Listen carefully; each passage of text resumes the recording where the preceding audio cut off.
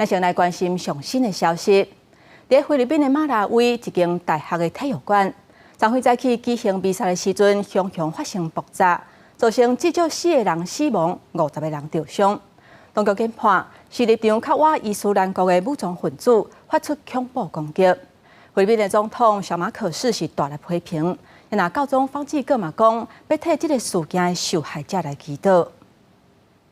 受伤的人一个一个互人摸出来，嘟嘟车已经停伫咧门口，机动性协助救援。有人规身躯无力，有人被炸甲血肉刺骨骨。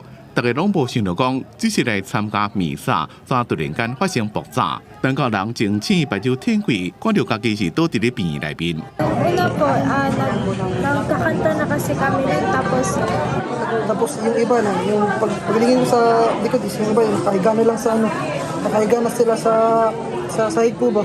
发生爆炸的所在是明达纳河州立大学的体育馆，警方已经全面封锁进行调查，加强维安。初步看起来是恐怖分子用简单的爆炸装置或者是手榴弹攻击，伫咧前几天菲律宾的军事攻击，拍死11个菲律宾南老伊斯兰国的反政分子，无排除是这个组织要报复。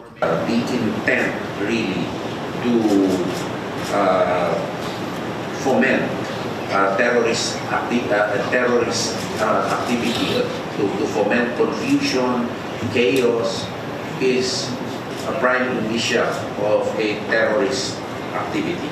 菲律宾将全面迎接圣诞节期间各地旅游加庆祝活动就发生意外。菲律宾总统小马可仕强烈的谴责，批评向无辜的百姓动用武力是社会公敌。另外，教宗方济各也替事故受害者祈祷。Dove una bomba è esplosa durante la messa.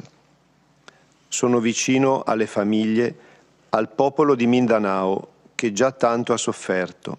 菲律宾军方表示，已经下令加强收集情报，对交通工具进行更加严格检查，并且加派侦捕狗加人员巡逻，为国再让恐怖分子有机会。